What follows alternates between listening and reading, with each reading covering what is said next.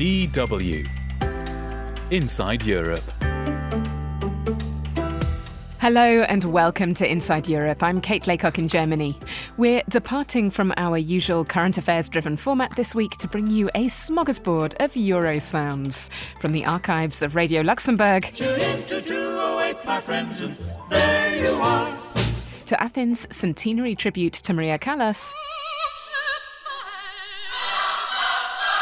Via an intimate exploration of music and morals. My most listened song of 2023 was Time Adventure, which is a song from the cartoon Adventure Time with Finn and Jake. And I know this is a moral one because honestly, my moral universe, it would look like the Kingdom of Oo.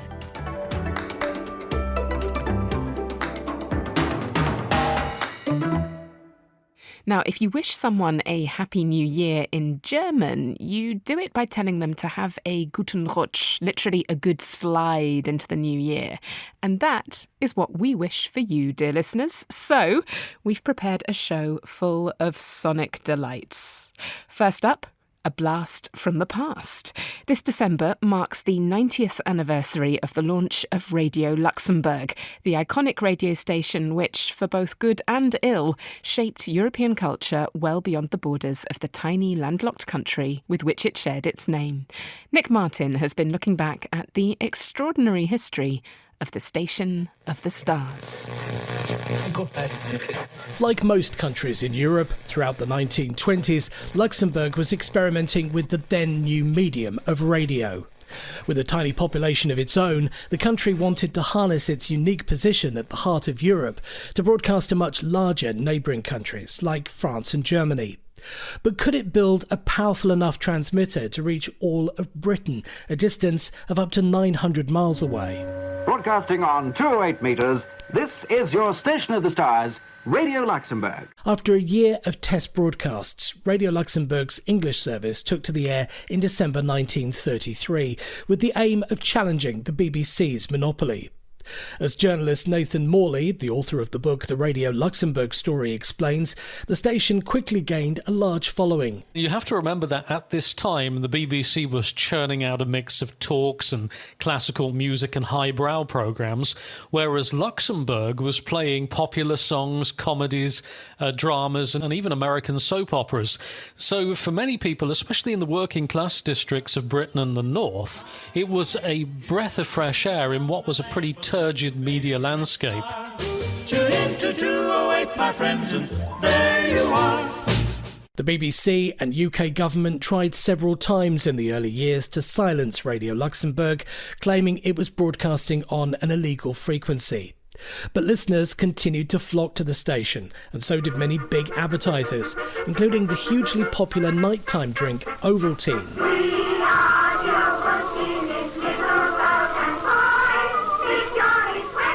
Radio Luxembourg's success was, however, very nearly short-lived.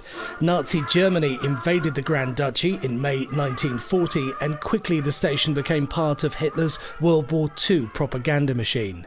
William Joyce, an American-born fascist raised in Ireland, became famous for his English-language broadcasts during the war, which opened with the words, Germany calling, Germany calling. Initially broadcast from Hamburg, the recordings of the man the British media dubbed Lord Haw Haw were also broadcast on Radio Luxembourg's frequency. David O'Donoghue is the author of a book about Hitler's Irish voices. He said Lord Haw Haw's broadcasts could put the fear of God into many listeners who were already suffering under the Luftwaffe's bombing raids on cities like London, Plymouth and Coventry. If there was a particularly heavy night of bombing, Haw-Haw could go on the air the following night and say, you're like rats scurrying into your holes. The Germans are going to win this conflict. Your cities are lying in ruins and we're coming for you tonight. The Germans were hoping that his broadcast would harm the British public's support for the war effort. He didn't succeed in that, but he did succeed in frightening people who were at home, wondering what was happening to their loved ones in the conflict. They could get news via Haw-Haw because he read out messages from prisoners of war, and that's what they were hoping to hear from. After the war, Radio Luxembourg went back to doing what it did best, appealing to the masses with popular music and later rock and roll. This is Radio Luxembourg, the great 208, the ring-a-ding swinging station of the stars. The station's popularity went far beyond Britain's shores. Its powerful transmitter meant it could often be heard from Finland to Greece. And with Europe divided after the war, the Iron Curtain was certainly no obstruction for Luxembourg to reach the then Soviet bloc of Eastern European countries. Journalist Nathan Morley said the Station of the Stars gave those living under communism a taste of a more liberal way of life. It seeped into the Soviet Union and the Eastern Bloc, and in the 50s and 60s it was attracting tens of millions of listeners by playing Elvis, the Beatles, the Rolling Stones and other popular artists.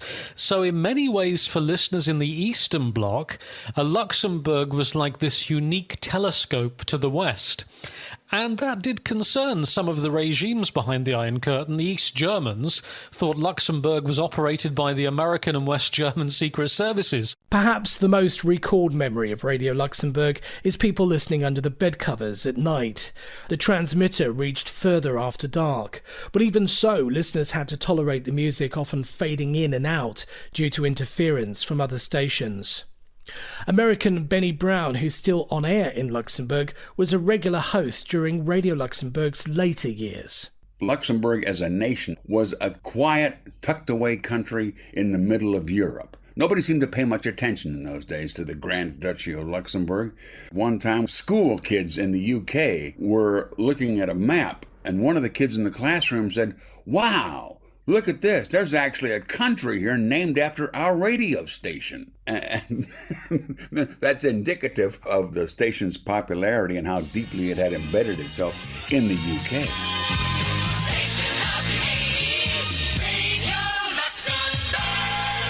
By the 1980s, FM in almost CD quality began to dominate the radio landscape. Increasingly, people turned away from Luxembourg, which sounded like it was playing on a low-quality phone speaker. Attempts to put the station on satellite failed, as few people could find it on their TVs. So in December 1992, the station signed off the air for the final time. All right, everybody, time to say goodbye, Luxembourg. Time to say goodbye, Luxembourg. From north to south, from east to west, the folks who want the best, listen to Luxembourg, the great 208, ring-a-ling swinging station of the stars. Time to say goodbye to Inside Europe's Nick Martin too. For this year at least, he will of course be back with us again in 2024. Our listener quiz will be back in the new year too, but in the meantime, I'm going to throw this one in for free. Can you guess who said this? Music is a moral law. It gives a soul to the universe, wings to the mind, flight to the imagination, a charm to sadness, gaiety and life to everything. It is the essence of order and leads to all that is good and just and beautiful. It was the Greek philosopher Plato, and, as it turns out, he really might have been onto something.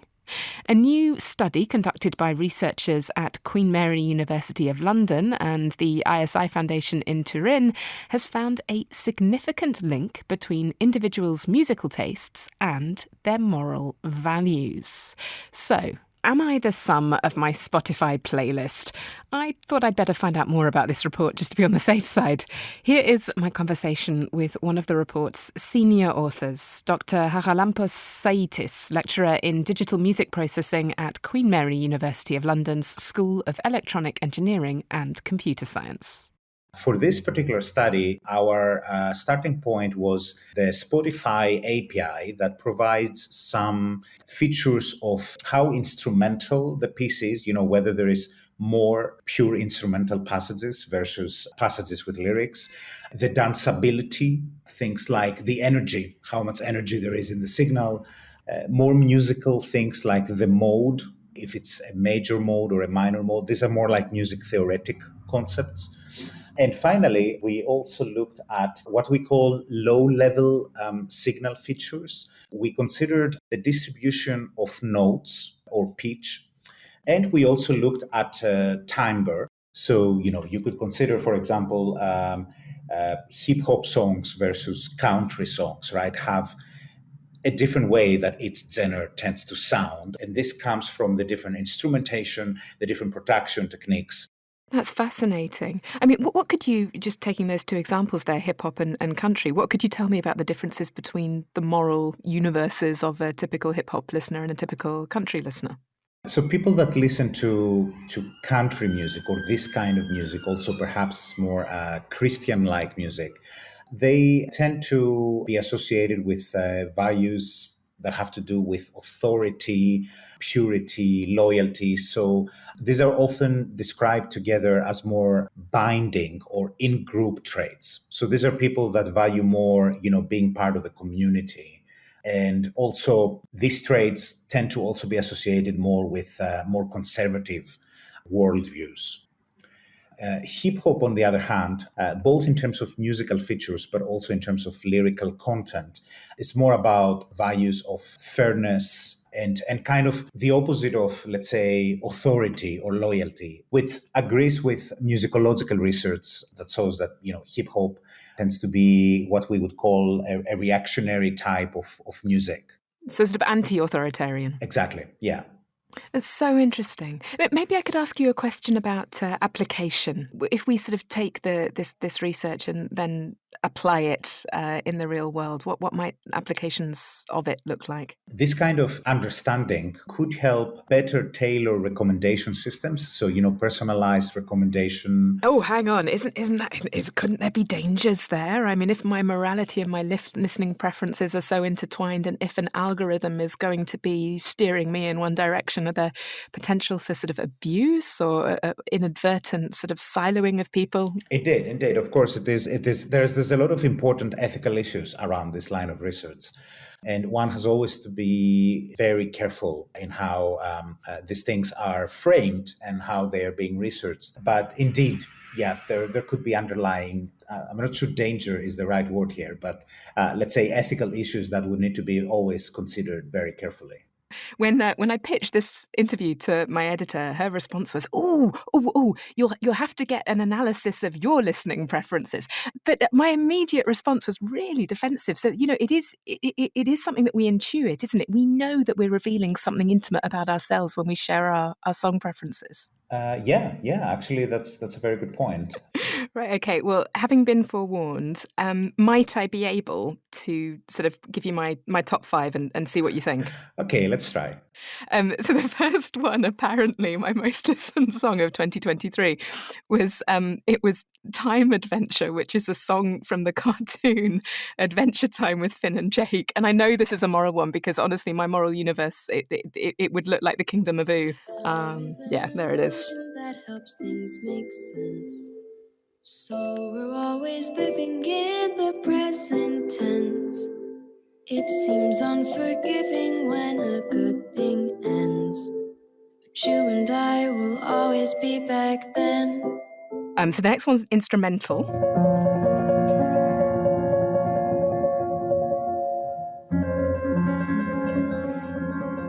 That's Sketches of a Fern by Incorruptible Bodies. The next one. The next one. There we are. We've got dancing. Of all the trees that grow so fair, old England to adore, greater are none beneath the sun than oak and ash and thorn. And the last two are definitely much more, I think, typical of stuff that comes later. So there's a Leonard Cohen song, which is Come Healing. We'll gather at the brokenness, breathe to me now. The fragrance of those promises you never dared to vow. And then the last one, a similar terrain, I'd have thought, Nick Cave. I don't believe in an interventionist God.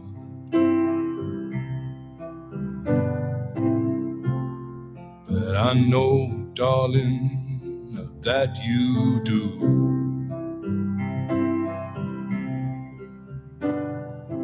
we are, Doctor. So having bared my soul, what's the verdict? Actually, that was easier than I anticipated. Although Nick Cave could prove to be a more challenging issue here. He's got a bad boy past, hasn't he? No, you see, the algorithm would probably tend to associate this kind of lyrics, or annotate, let's say, these lyrics more in the areas of authority or purity. But overall, the kind of songs you shared with us, and thank you for sharing those, I think we can agree that they were more on the smooth acoustic side, not very dynamic. So those were the kind of audio features that were very good predictors of like individualizing values. So things like care or fairness.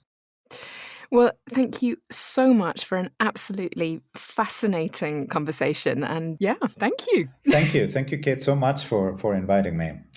Very nice talking to you. And also, again, thanks so much for sharing your musical preferences. That was really fun. Dr. Charalampos Saitis, lecturer in digital music processing at Queen Mary University of London School of Electronic Engineering and Computer Science, and lead author of the recently published Soundscapes of Morality report. Did that interview strike a chord with you? Are you sick of my puerile penchant for puns and alliteration, and do you want to complain? Then our feedback address is insideeurope@dw.com. I'm Kate Laycock in Germany. You're listening to Inside Europe.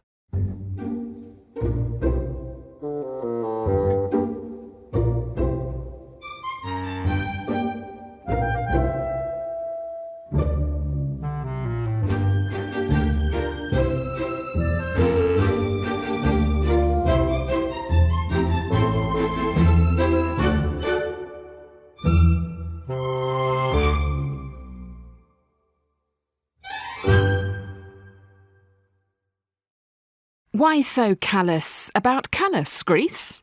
Despite achieving worldwide renown, 20th century opera legend Maria Callas was barely recognised in her own country. In her centenary year, however, the American-born Greek soprano's legacy was finally recognised by Greece. From Athens, Heidi Fuller-Love looks back on a year of exhibitions and openings.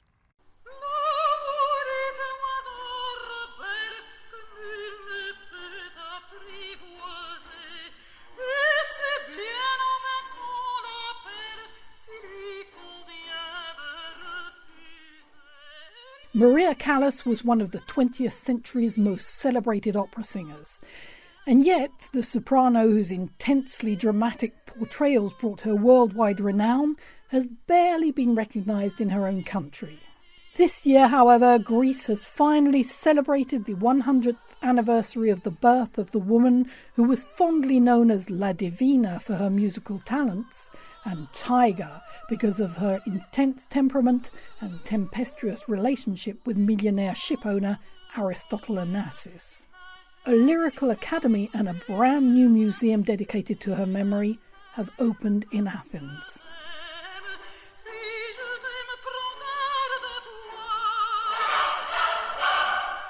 Around the corner from the Electra Hotel, I meet the head of the new Maria Callas Museum, Maria Floru.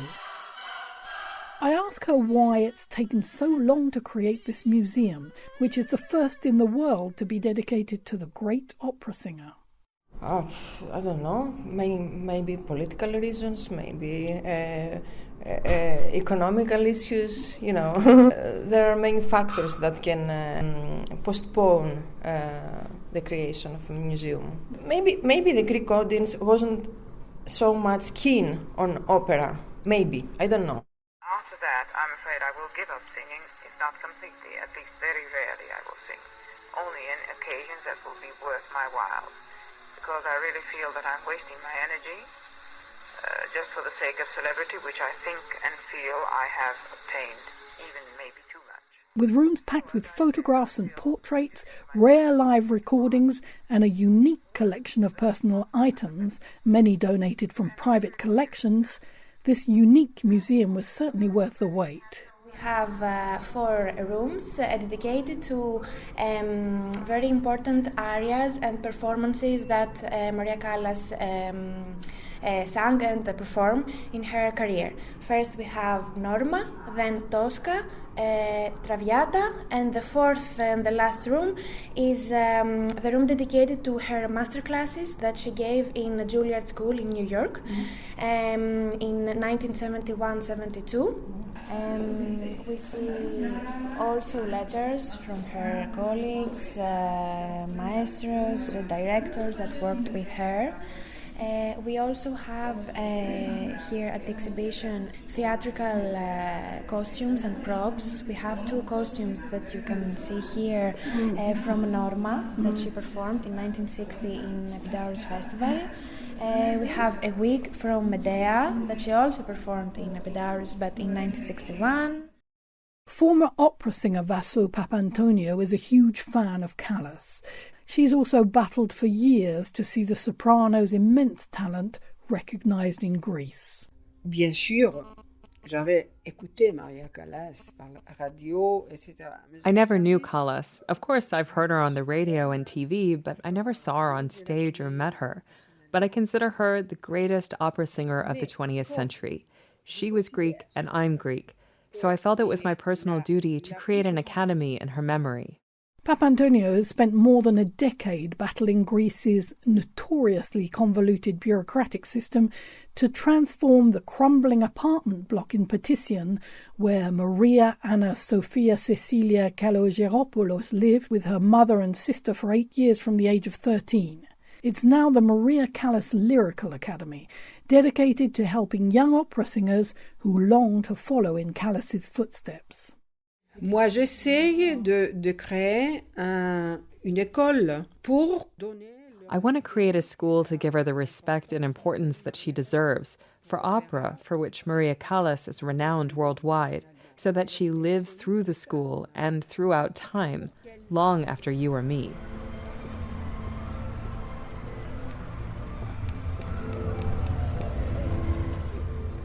Over at the lively Stavros Niarchos Centre, where the Greek National Opera to which Callas once belonged is now based, musicologist Dr. Sofia Kompatiati agrees that Callas should be an inspiration for future generations. She's organising an exhibition about the opera singer's early life.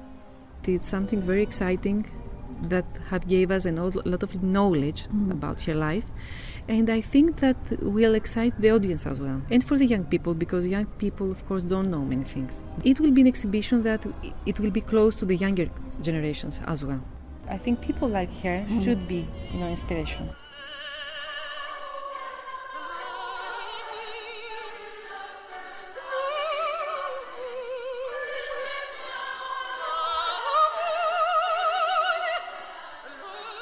With a new documentary about those first years of Maria Callas's life due to be released in Athens, and Hollywood star Angelina Jolie recently in Greece filming a biopic about the opera singer, perhaps the diva who wooed the world with her dulcet tones will at last be recognised in her homeland.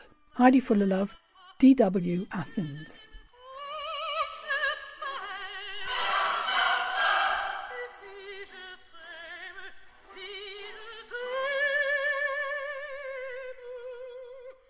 "2023 was Maria Callas's centenary year.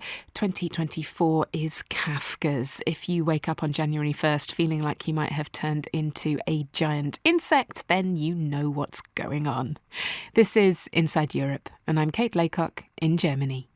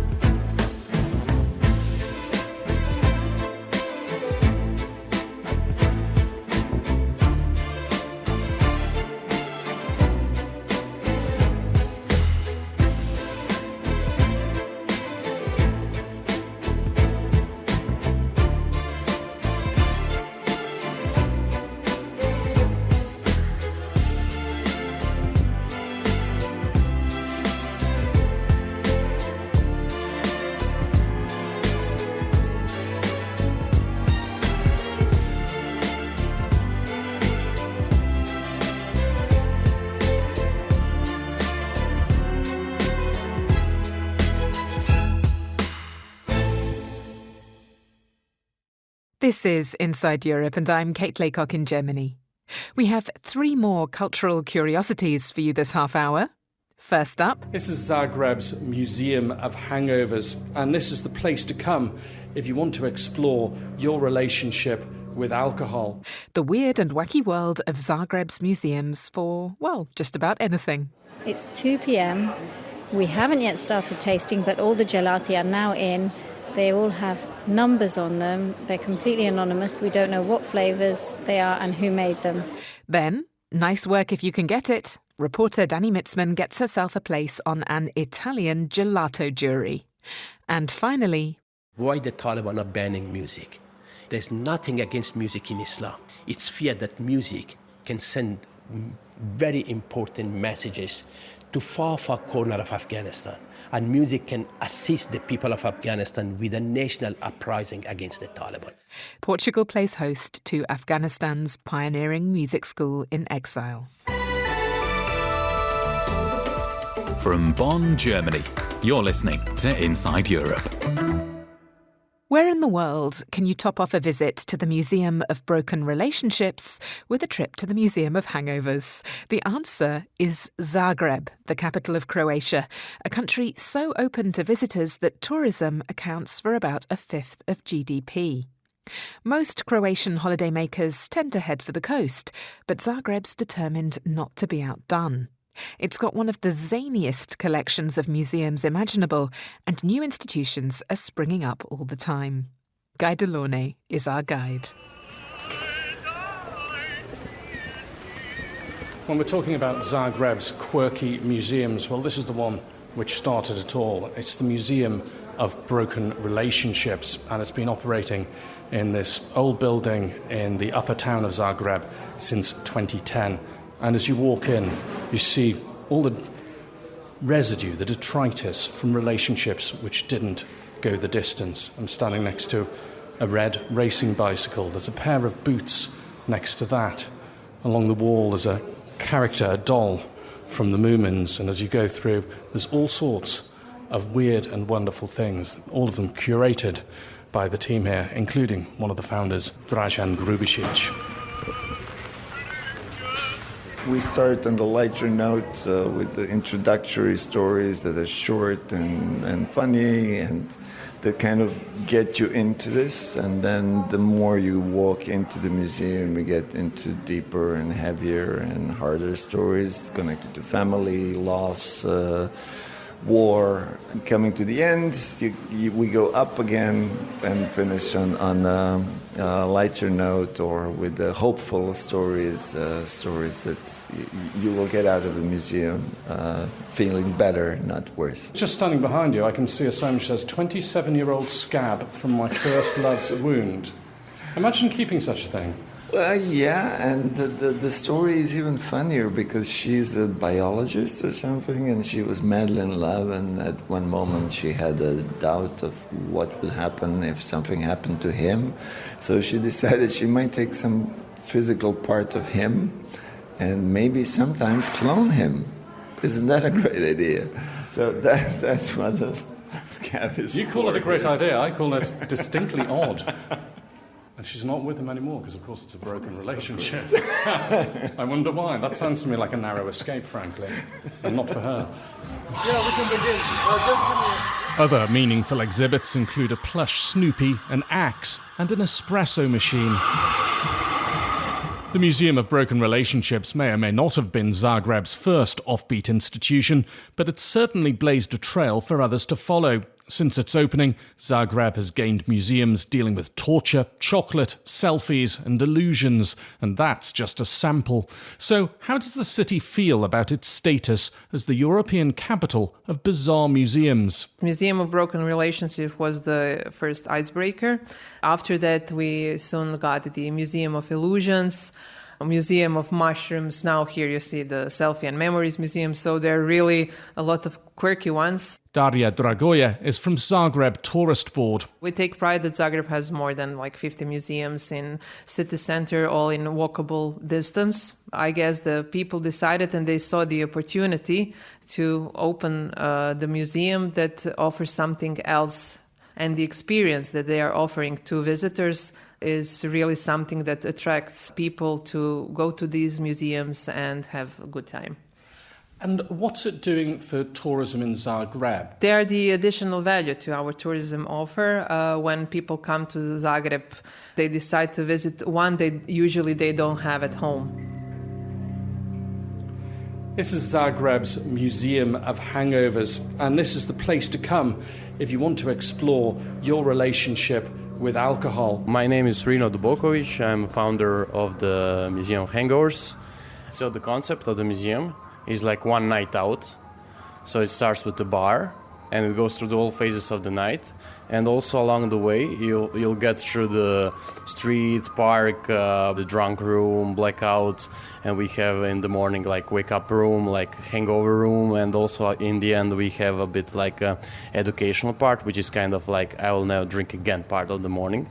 We actually want to present like whole 360 image of the alcohol to people. That's very public-spirited of you, but you're also selling booze.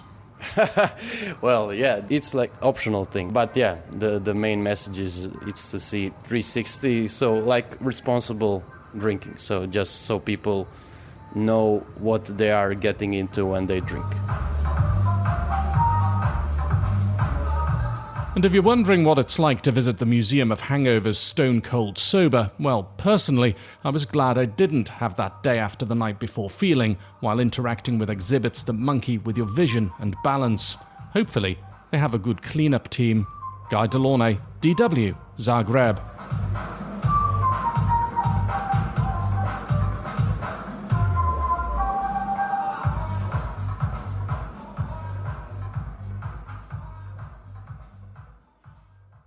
Yeah, please don't vomit in the Museum of Hangovers, especially since our next story is all about ice cream, the sticky, full-fat Italian stuff.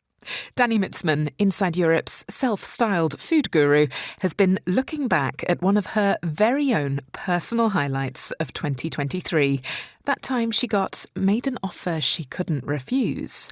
No, we are not suggesting that Danny's journalistic integrity has been in any way compromised. What we are saying is that she got tapped to stand on the jury of an international gelato competition. And when it comes to gelato, or ice cream, it's not like Danny had much impartiality in the first place. Buongiorno, benvenuti a Sherbet Festival. Insieme a me Maurizio. It's the culmination of the annual Sherbet Festival held in one of Palermo's most beautiful piazzas, transformed for 3 days into a sweet and creamy wonderland. Benvenuto di nuovo lo Sherbet in mezzo alla gente. E benvenuti voi, benvenuto pubblico. Hailing from Europe, North America and Asia are 44 gelatieri, or artisanal gelato makers, each hoping to win the coveted Francesco Procopio Couteau prize. And I'm one of just 5 jurors tasked with deciding who gets it. Bruno, fine dining lovers, e Daniel Mitzman, giornalista di Deutsche Welle. If you're curious, the award's named after a 17th century Sicilian chef dubbed the father of artisanal gelato. Francesco Procopio Couteau opened the world's first ever gelateria in Paris in 1686. The eponymous prize name's a bit of a mouthful, but so is tasting 44 flavours. Il gelato sono 2 varianti di gelato al cioccolato, abbastanza diverse fra di loro. Poi vi spiegheremo. I arrived on Friday, but the competition wasn't till Sunday, so I had time to prepare. I did so by attending every possible demonstration, presentation and tasting workshop on the programme, as well as visiting the stands and sampling quite a few flavours for practical training.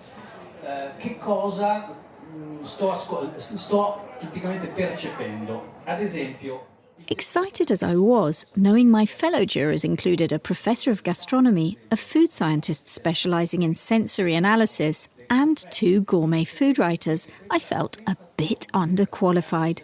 So I sought advice from expert gelatiere Roberto Lobrano. Not only does he teach gelato making, he's written a 380-page manual with a detailed technical guide to tasting it. You need to be, as much as you can, neutral.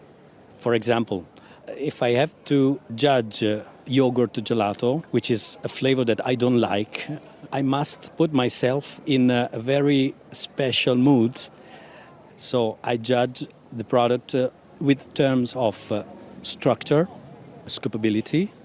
I like that word, scoopability. Yeah, and the balance of the sugar, the cold sensation that you have in the palate, and balancing of all the elements that you feel. So acidity, sweetness, creaminess, etc. Roberto's neutral special mood lesson was to come in useful for tasting flavours with ingredients like sheep's cheese, donkey's milk, or, I kid you not, Toscano cigars. To me, flavour is like music. So if there is a melody, it means that the flavouring are coming one after the other, different, so create a melody. But flavours must be also good together in the same time, like a harmonic chord. In tune. In tune, right. Because sometimes people want to put many things in to be creative in some way, but you must be also harmonic, otherwise it doesn't work. Roberto suggested I stop every few flavours to drink a bit of preferably sparkling water to, as he put it, reset my tasting organ. I was actually more worried about how my blood sugar would react, especially when Roberto told me, to be efficient, you should taste many, many times. Once I was in a jury of Granita, the Sicilian original slash, and we had to taste 35 chocolate Granita, all the same. That must have been really hard. Very hard. Also because they made a mistake in the schedule and we had to redo it the same day, so 70. Crazy. But we did it. It's a tough job, Roberto. And it's my turn tomorrow. 15ª edizione dello Sherbet Festival. It's 10 a.m. We're about to start the competition, and I had a savoury breakfast to prepare for it. Well, we haven't even started, and the girls have already bonded. We've even moved our name badges so that we're all sitting together. My name is Maria Rosaria Bruno. I'm a journalist from Fine Dining Lovers. It's not my first time in a challenge like this. I've already been in other jury to judge gelato and panettone and risotto because, of course, in my life I write about food, so it's my specialization. I think that in this case we had a lot of flavors. 44 flavors to taste is really too much, maybe. I don't know.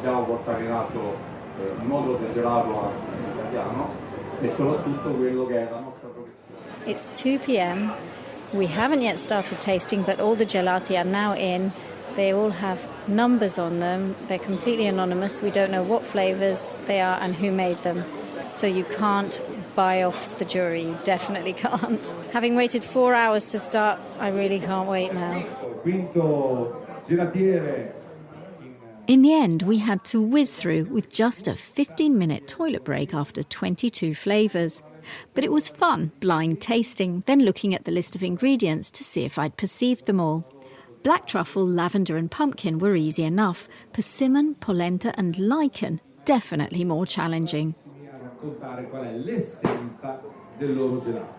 Now they have a part they call storytelling, which is when each of the gelatieri tell us about the flavour and why they made it, what's in it, what it means to them, etc. So another hour and a half probably. Well, we've finished our work. Now we're just waiting for them to let us know the scores, who's going to win the prize, which is a prize of nothing but being named first prize winner at Sherbet Festival. Siamo quasi. Gli ultimi spoglio. And while we waited, I had a chat with Maria Rosaria and another fellow juror, Michele Fino, who's a professor at the University of Gastronomy in Polenzo. I would say an experience with no comparison in the past of my life. Actually something really different because tasting so many gelatos during a single day is something unexpected. You've been on other juries. Yes, I've been in many juries for other types of product, but mainly my tastings are made with regard to wine or beer, cheese, but very rarely with gelato. that is a particular type of product because I don't consider it a product. I consider it like a dish. So something you taste like the creation of a chef. It was also interesting to see how people, for example, from Canada, but with Italian origins, try to make a link between their new country and their own country. So it was very interesting. Some flavors were very traditional, but they were very good. Some others were more brave. In my opinion, they were the more interesting because, you are in an international challenge, so you have to try to do something different, maybe something that can tell something about your land, but also something that can astonish the jury. Cioccola all'origine del cioccolato, Fabio Marasti e Letizia Flores.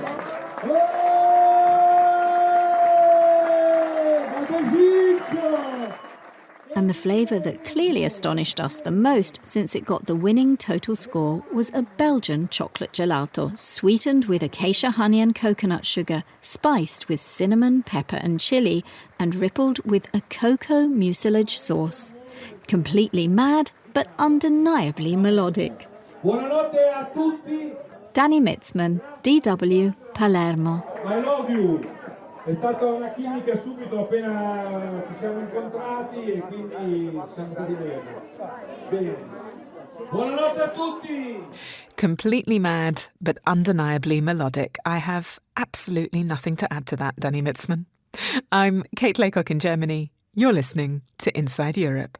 Sento il tuo cuore che batte, un respiro ci scioglie come il vento che accarezza le foglie in un giorno caldo d'estate.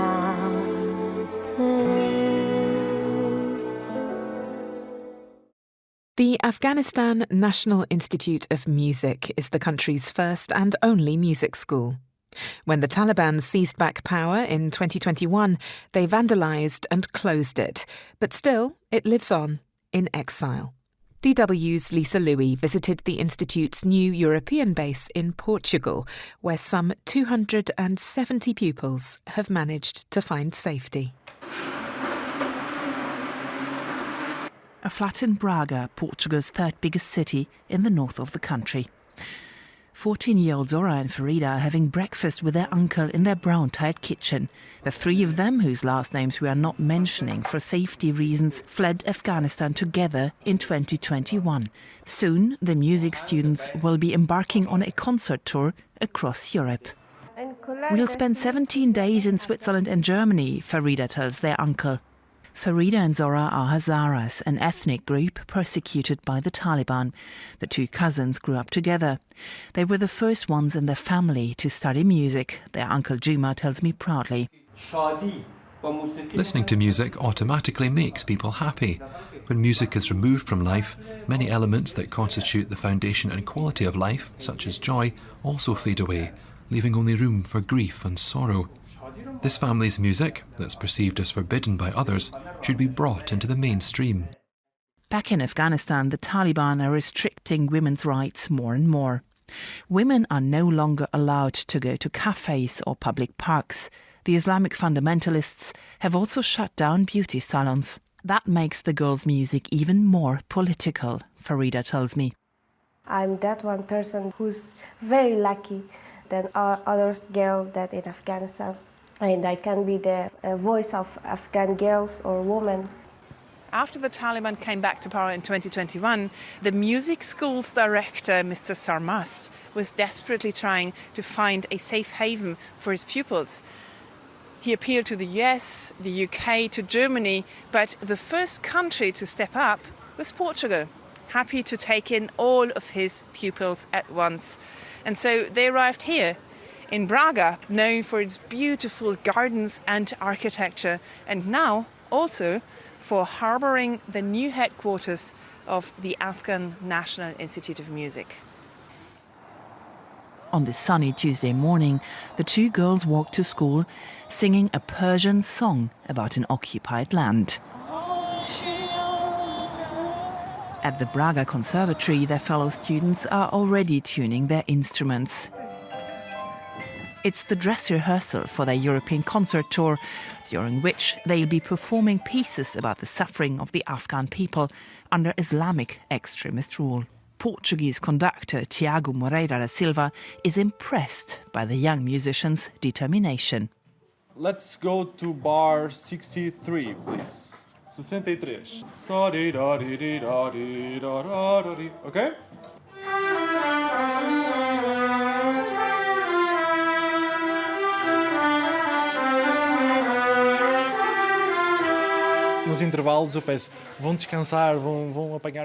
During breaks, I'll tell them to go out and get some fresh air, but often they'll stay inside and keep making music together, improvising a little. In their country, they had to fight to attend music school and to make music at all. That's completely different than here, so they're teaching me to respect music more. For them, it's really an act of freedom, whereas we just take it for granted. The school's founder and head teacher, Dr. Ahmad Sarmast, is present during most of the rehearsal sessions. The 61-year-old ethnomusicologist was in Australia when the Taliban took over Afghanistan in 2021. From there, he organised the evacuation of the students to Portugal, as he knew his music school would have no future under Islamist rule. When I'm asked normally by the media, they said, why the Taliban are banning music? Is it a religion? I said, oh, there's nothing against music in Islam. It's fear that music can send very important messages to far corner of Afghanistan. And music can assist the people of Afghanistan with a national uprising against the Taliban. They are well aware of the power of music because they use music.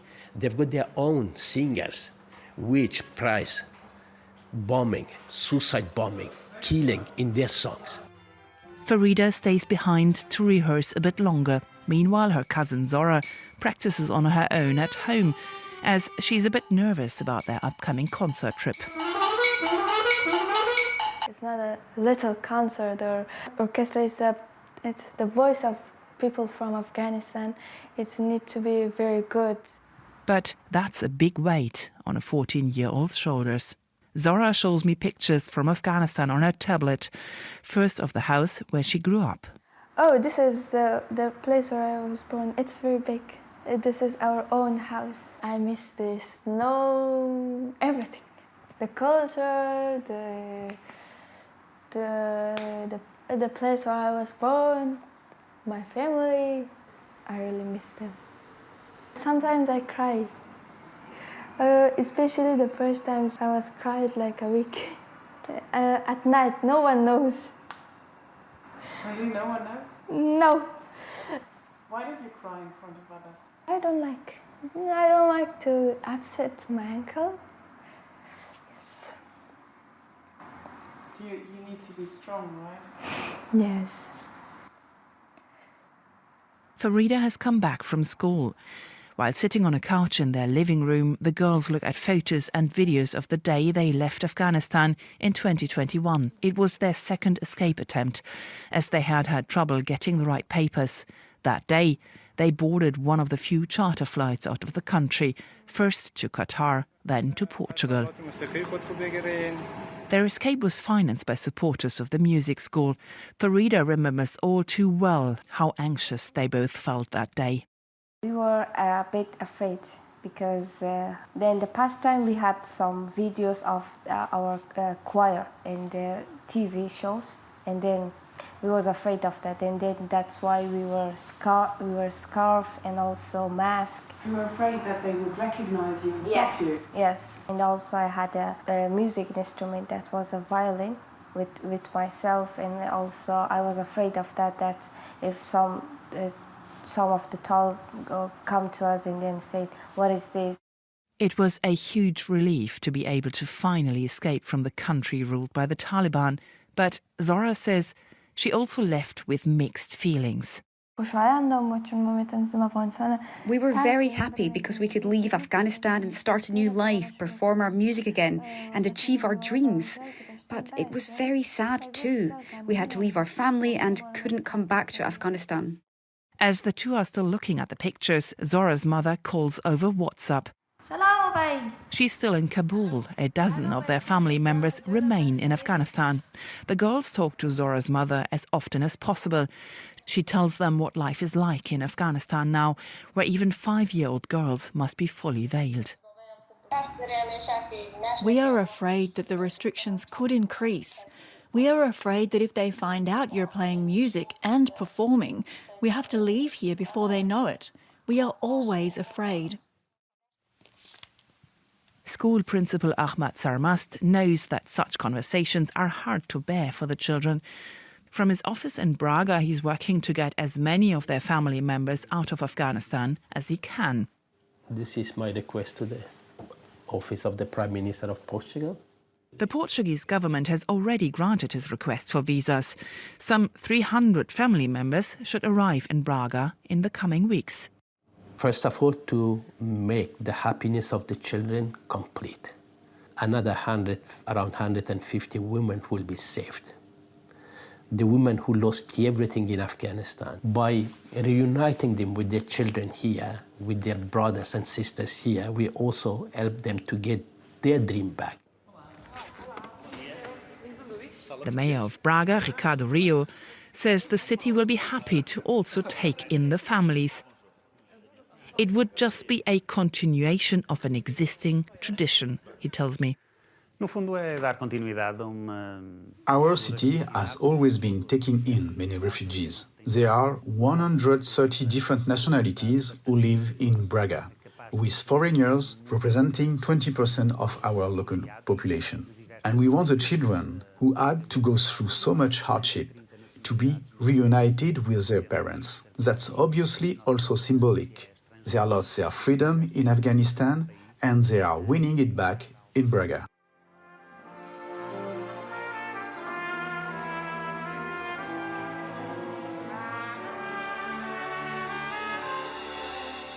Meanwhile, the young musicians are trying to give as many concerts as possible, like here at Geneva's prestigious Victoria Hall, where I meet the students a few days later. It's the first stop on their European tour. They are performing alongside Western musicians.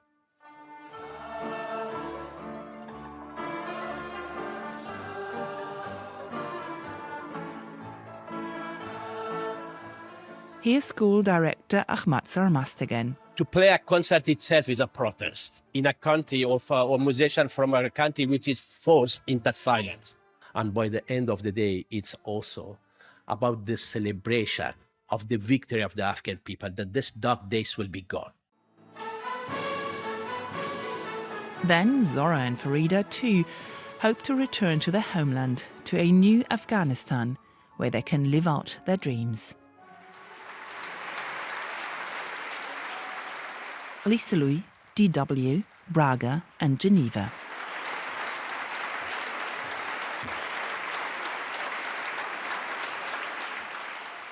And on that note, we end the programme and indeed the year. We'll be back in 2024, a crucial time for the continent with European elections looming. So to make sure that you don't miss anything, you can, of course, subscribe to our podcast. We're on all the usual channels, including YouTube via DW's new podcast channel. Do let us know as well if you have any ideas or requests for the coming year. Our feedback address is insideeurope@dw.com. This programme was produced by Helen Seeney with help from me, Kate Laycock, and sound engineer Jürgen Kuhn. Inside Europe comes to you from DW in Germany.